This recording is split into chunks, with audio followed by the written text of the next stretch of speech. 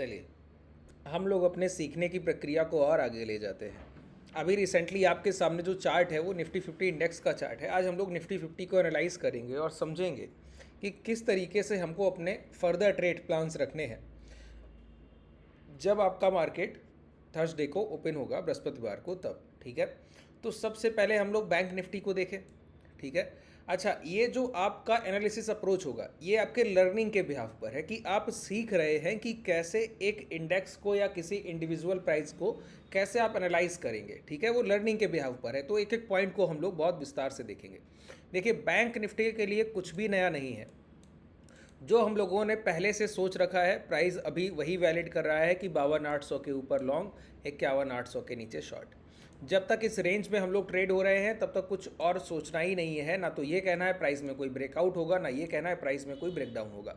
अभी हमारे लिए बायर और सेलर दोनों एक फाइट जोन में है। ठीक है, हाँ, एक पॉइंट यहाँ पर सोचने वाला है, प्राइस का रिपीटेशन का पॉइंट। ठीक है, अगर आप देखें तो हम लोगों ने लगभग इस तरीके से रिपीटेशन करते हुए एक सेशन, यहाँ पे बहुत गौर कीजिएगा, ये आपका 5 जुलाई का सेशन। ठीक है, 5 के बाद आपका ये 8 जुलाई का सेशन। ठीक है, 8 जुलाई के बाद 9 जुलाई का सेशन। ये 3 सेशन एक जैसे थे, कंसोलिडेशन एक ही जगह पर।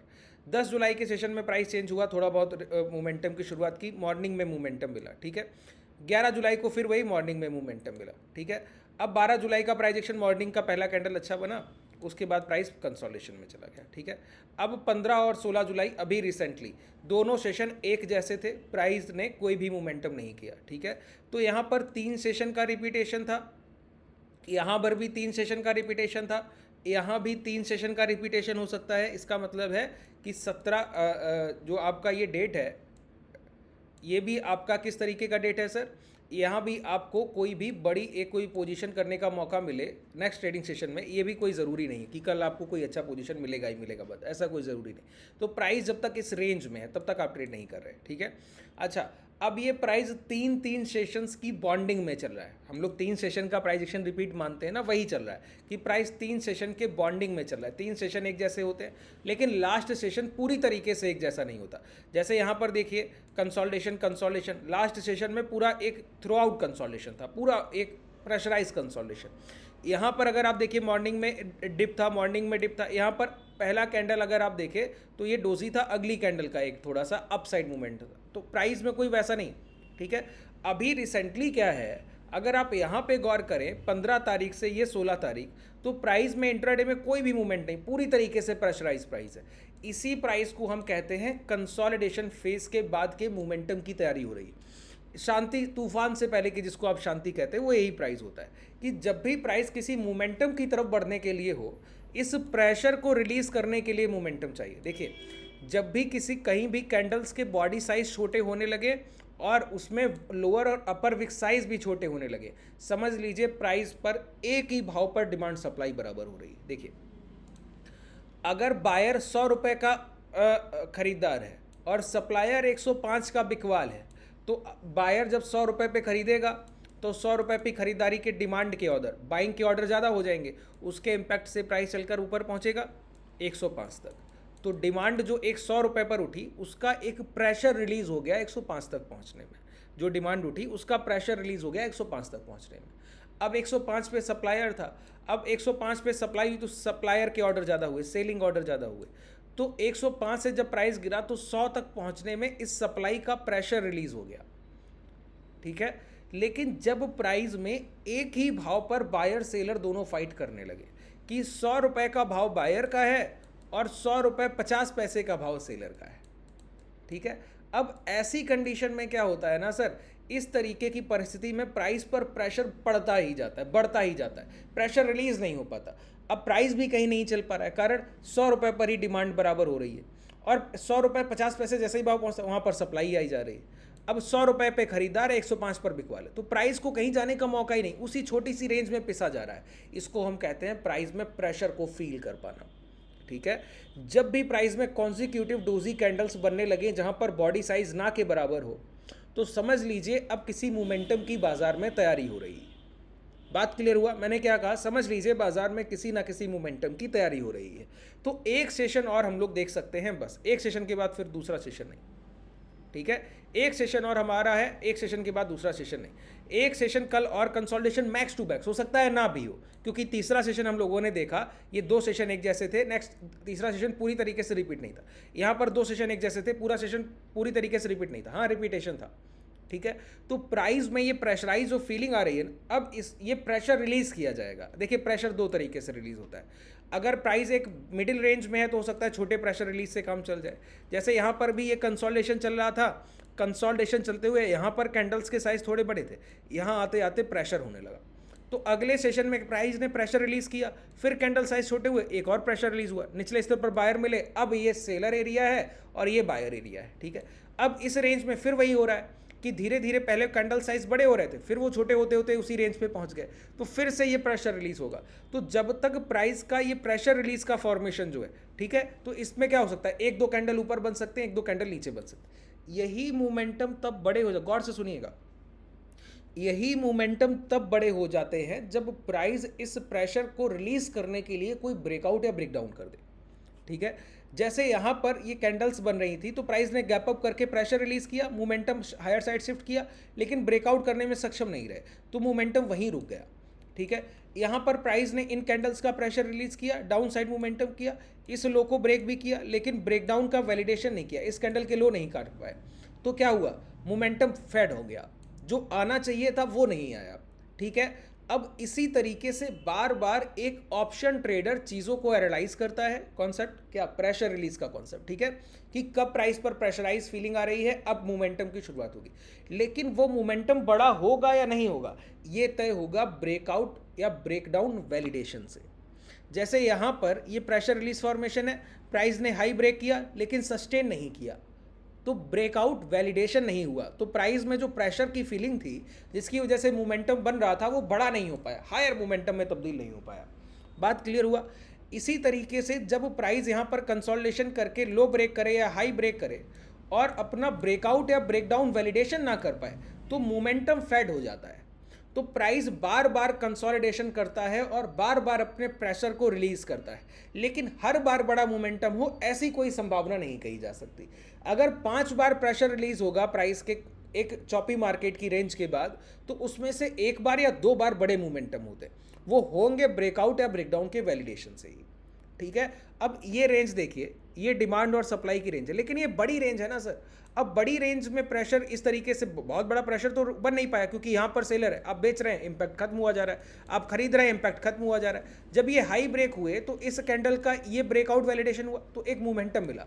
अगर ये रेंज बहुत नैरो होती ना, बहुत नैरो, ये तो बड़ी रेंज है, नैरो रेंज होती, अगर ब्रेकआउट वैलिडेशन हो जाए या ब्रेकडाउन वैलिडेशन हो जाए तो मोमेंटम बहुत शार्प होते हैं। मैंने क्या बोला, मोमेंटम बहुत शार्प होते हैं, ठीक है। इसको कैसे समझा जाए जरा मैं आपको समझाऊं। देखिए यहाँ पर प्राइस का मोमेंटम कैसा है, कंसोलिडेशन।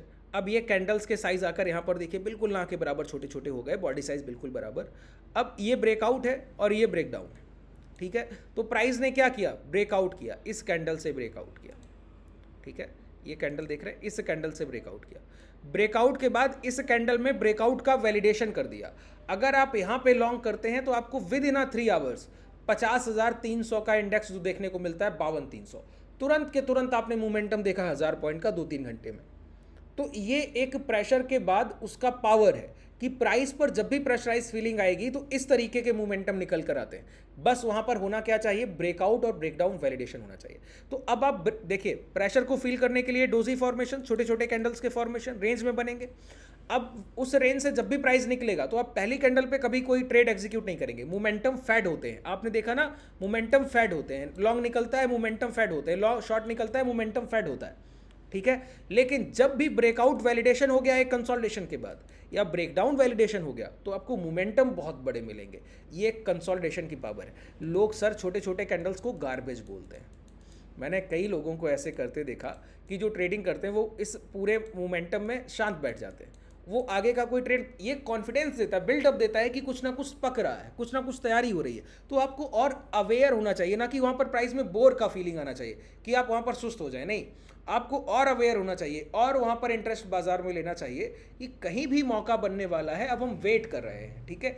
यही एक होता है ना, चीते की चाल बाज की नज़र, तो ये वही चीते की चाल और बाज की नज़र तो यही है कि आप कंसोलिडेशन पे जितना फोकस्ड हो जाएंगे उसके बाद के मोमेंटम आपको उतना बड़ा अमाउंट, उतना बड़ा पैसा देकर जाते हैं।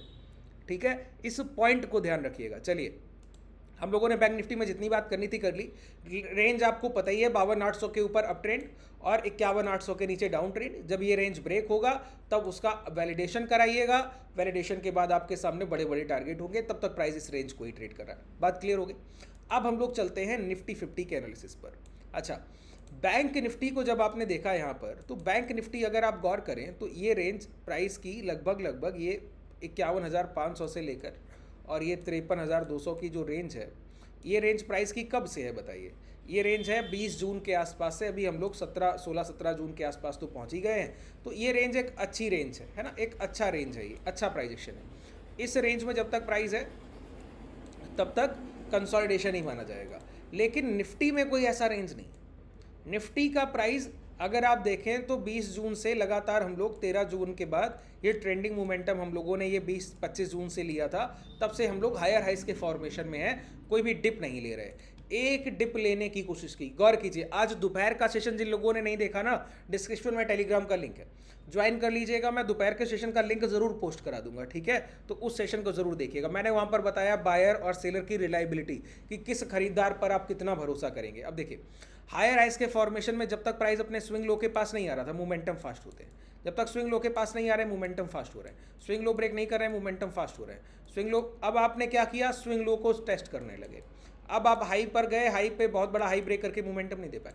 दोबारा आपने इसको टेस्ट किया, हाई ब्रेक कर आप दोबारा मोमेंटम नहीं दे पा रहे, प्राइस कंसोलिडेशन। और ये जो प्राइस है, ये प्राइस में स्ट्रेच की फीलिंग है। क्या वहां पर हम लोग क्या फील कर रहे थे बताइए? प्रेशर। और यहां पर क्या फील कर रहे हैं? खिंचाव। दोनों में बात को समझिए। बैंक निफ्टी तैयार हो रहा है एक फर्दर मोमेंटम के लिए, उसी समय निफ्टी का जो प्राइजेक्शन है वो एक स्ट्रेच फील करा रहा है कि बाजार में खिंचाव चल रहा है। सर, ये मोमेंटम इस तरीके से नहीं चलता। हाँ, स्ट्रेच को ट्रेंड में चेंज किया जा सकता है। रिजम्पशन, ट्रेंड रिवर्सल की बात नहीं कर रहा। स्ट्रेच के बाद रिवर्सल आ जाए तो ट्रेंड ही बदल गया है ना, तो प्राइस जो दिखा रहा था वही हो गया। लेकिन इसके बाद भी हायर साइड मोमेंटम हो सकता है, लेकिन कैंडल के फॉर्मेशन प्रीवियस कैंडल के फॉर्मेशन से बड़े होने चाहिए। जैसे अभी जिस तरीके का मोमेंटम है, इस तरीके के प्राइस में जो प्रीवियस मोमेंटम था, ऐसी बॉडी साइज कैंडल्स अगर बनने लगी, ग्रीन बॉडी साइज कैंडल, छोटे छोटे आइडियल कैंडल, तो समझिए निफ्टी 50 का ट्रेंड रिजम्पशन हो जाएगा। लेकिन जब तक नहीं बन रही है तब तक ये फीलिंग क्या है? ये स्ट्रेच की फीलिंग है। स्ट्रेच का मतलब है कि बाजार में इंडेक्स में खिंचाव चला है। आपने हाई ब्रेक तो करा लिया, लेकिन आप उतनी खरीदारी नहीं कर पा रहे हैं कि डिमांड बड़ी क्रिएट कर पाए। ये क्यों होता है? जब अच्छे खरीदार एक जगह एक्यूमुलेशन सभी मिलकर ना करें। वो कब नहीं करते? जब सेलर भी एग्रेसिव हो, वो भी बायर को बार बार रिटेस्ट करे, उसके नीचे स्विंग लो के नीचे प्राइस लाने की कोशिश करे, तो बायर्स की रिलायबिलिटी पर एक शंका पैदा होती है। तो डे हाई ब्रेक होने पर, रेजिस्टेंस ब्रेक होने पर बड़े मोमेंटम नहीं मिलते। वही यहाँ पर देखने को मिला। अब ये मोमेंटम तब बड़ा हो सकता है कि प्राइस थोड़ा सा नीचे आए, डिप ले, इसको रिटेस्ट करे, फिर हाई ब्रेक कर, तो हो सकता है, तब तक नहीं। अच्छा, इस स्ट्रेच को फील कैसे पहचानते कैसे? इसको पहचानते हैं हम एक लॉन्गर एवरेज से। मूविंग एवरेज तो आप लोग जानते हैं ना। मूविंग एवरेज पर अगर आपको दोबारा से सीरीज चाहिए, देखिए पिछले वीडियो तो मैं मूविंग एवरेज के आपको दोबारा रीअपलोड करता हूं, उससे आप लोग बहुत कुछ सीखते हैं। लेकिन अगर आपको दोबारा अभी जिस तरीके का बाजार है, इस मार्केट के सेंटीमेंट में अगर आपको मूविंग एवरेज का सीरीज चाहिए, 50 और 200 का, 21 और 6 का, 8 का मूविंग एवरेज कैसे यूज़ करते हैं, ये अगर आपको सीखना है तो आप बताइएगा कमेंट सेक्शन में। जितने ज़्यादा कमेंट मिलेंगे मैं कल का सेशन दोपहर का मूविंग एवरेज पर करूंगा, अगर आप लोग बोलेंगे तो। ठीक है, देखिए बहुत ध्यान से सुनिएगा, एक एक पॉइंट को क्लियर। मैंने क्या बोला? लॉन्गर एवरेज से, बड़े मूविंग एवरेज से आप क्लियर कर सकते हैं कि ये स्ट्रेच है या नहीं। देखिए, जब भी प्राइस में स्ट्रेच होगा ना, तो एवरेज, चलता हुआ एवरेज झुकने लगता है, उसमें एक इस तरीके से टर्न अराउंड आएगा, ये कर्विंग आपको दिख जाएगी। अच्छा, ये कर्विंग के बाद प्राइस रुककर दोबारा भी जा सकता है, लेकिन इस कर्विंग होते हुए प्राइस में अगर किसी प्राइस का लास्ट स्विंग लो ब्रेक हो जाए, एवरेज कर्व कर रहा हो और प्राइस में जाकर लास्ट स्विंग लो ब्रेक हो जाए, तो समझिए मोमेंटम डाउन साइड हो जाएगा, एक सडन पैनिक देखने को मिल जाएगा। इसी को मैं यहां पर समझा रहा हूं। अब आज निफ्टी की आप क्लोजिंग देखिए जरा। आज निफ्टी की क्लोजिंग कैसी है? वीक क्लोजिंग है ना, बाजार गिर कर बंद हुआ। ठीक है, बैंक निफ्टी की क्लोजिंग कैसी है? वीक क्लोजिंग है ना, बहुत अच्छा क्लोज तो नहीं किया मार्केट। ठीक है, वीक क्लोजिंग है, प्राइस रिट्रेसमेंट करता रहा, रिट्रेसमेंट के साथ ही क्लोज किया है, तो वीक क्लोजिंग है। निफ्टी की क्लोजिंग कैसी है? वीक क्लोजिंग है, स्ट्रॉन्ग क्लोजिंग नहीं। हम लोग डे लो के पास कंसोलिडेशन नहीं कर रहे थे, हाई के पास कर रहे थे, और क्लोज कहाँ किया? डे लो के पास, उसको भी ब्रेक करने के गिर के बंद हुए, तो अच्छी क्लोजिंग तो है नहीं। और 3 दिन का अगर आप प्राइस देखें तो आपको पता लगेगा, जो ये 12 जुलाई को हाई लगे थे, कल 12 जुलाई को हाई लगने के बाद 15 कल की ओपनिंग 12 जुलाई के हाई के पास थी, प्राइस की क्लोजिंग गिर कर 12 जुलाई के हाई के पास थी, आज की क्लोजिंग फिर 12 जुलाई के हाई के पास है। तो ये जो हाई है ना, प्राइस को सेलर इसी को रोक रहा है। जब तक या तो प्राइस ये हाई निकाल देगा 24,660 तब कोई मोमेंटम मिले, ठीक है, उसके पहले तो मिलना नहीं, वो भी आवरली क्लोजिंग होनी चाहिए, उसके हाई ब्रेक होने, क्योंकि ये स्ट्रेच है, ठीक है। अगर प्राइस इस लो के अंदर आ गया तो ये पूरा ट्रेड द ट्रैप जोन बनेगा, इसी स्विंग हाई के ऊपर के स्टॉप लॉस जाएंगे, शॉर्ट कर दीजिएगा, आपके सामने टारगेट होंगे। इस रेंज के नीचे 30 मिनट का कैंडल 15 मिनट का कैंडल क्लोज करे, उसके लो ब्रेक होने लगे 2 और 5 मिनट के टाइम फ्रेम पर शॉर्ट कर दीजिएगा। अच्छा, ये स्ट्रेच कैसे पता लगता है? मैंने कहा लॉन्गर एवरेज से, जैसे कि मूविंग एवरेज, एक 50 के मूविंग एवरेज से आप पता कर सकते हैं कि इस प्राइस में स्ट्रेच है या क्या है, कैसा प्राइस का मोमेंटम चल रहा है। देखिए यहाँ पर अगर मैं 50 का एवरेज प्लॉट कर दूँ, ठीक है, अब ये 50 के एवरेज में आप गौर कीजिए, यहाँ पर बहुत सिंपल प्राइस एक्शन है आपके लिए, कुछ एक्स्ट्रा नहीं। देखिए प्राइस तेजी से ऊपर जा रहा था, अब ये धीरे धीरे देखिए इस तरीके से कर्व हुआ है ना। अब इस कर्विंग में ये प्रेशराइज फीलिंग देखिए, अभी थोड़ा सा और कर्व हुआ, ठीक है। अब ये कर्विंग चलती रहे, अब ऐसा नहीं है प्राइस यहाँ से ये कर्विंग को टर्न अराउंड नहीं कर सकता, बिल्कुल कर सकता है, लेकिन इस कर्विंग को टर्न अराउंड ना कर पाए अगर प्राइस और अपना लास्ट स्विंग लो ब्रेक कर दे, ये जो 54,570 के प्राइस हैं, 54,550 या 54,500 राउंड फिगर लेवल, ये हैमर कैंडल के लो, इस रेंज के लो, अगर ये निकलने लगे 54,500 बेसिकली ब्रेक हो गया, तो आप देखेंगे सडन पैनिक निफ्टी में, ठीक है। 24,600 के ऊपर जब आपको क्लोजिंग मिलने लगेगी, 24,500 के नीचे बहुत तेजी से गिरावट होगा, इस रेंज के अंदर आने पर भी आप रिस्क ले सकते हैं, आसानी से शॉर्ट कर सकते हैं, यही डे हाई आपके स्टॉप लॉस रहने वाले, ठीक है। जो स्प्रेड्स बनाना जानते हैं आसानी से स्प्रेड बनाइएगा। अब 24,650 के ऊपर जब 1 घंटे की कैंडल क्लोज होगी, उसके हाई जब ब्रेक होंगे तब कहीं लॉन्ग की कंडीशन बनेगी, तब तक लॉन्ग की कंडीशन नहीं बन रही। बात क्लियर हुए? क्योंकि ये एक स्ट्रेच की फीलिंग है। तो निफ्टी 50 अभी क्या दिखा रहा है? वीक क्लोजिंग और स्ट्रेच प्राइस। बैंक निफ्टी क्या दिखा रहा है? एक प्रेशराइज प्राइस और वीक क्लोजिंग, दो सेंटिमेंट साथ में, लेकिन दोनों ही सेंटिमेंट कंसोलिडेशन फेज में, अभी तक कोई कुछ सेलिंग ट्रिगर नहीं हुआ, मतलब कि कोई स्विंग लो ब्रेक नहीं हुआ, कोई बायर अभी तोड़ा नहीं गया। अब इन सारे सेंटिमेंट के साथ अगर स्विंग लो ब्रेक होने लगेंगे तब हमको मोमेंटम मिलेगा, तब तक नहीं। या फिर हाई ब्रेक होने लगे तो ये कंसोलिडेशन रेंज एक बायर रेंज बन जाएगी, तो मोमेंटम हायर साइड मिलेगा, ठीक है। लगभग मैंने आपके सारे कॉन्सेप्ट क्लियर कर दिए। एक भी डाउट इस पूरे सेशन में हो तो मुझे नीचे कमेंट सेक्शन में बताइएगा, मैं कोशिश करूंगा उसको दूर किया जाए और अगली बार से कोई डाउट ना रहने दिया जाए। शुभ रात्रि, धन्यवाद।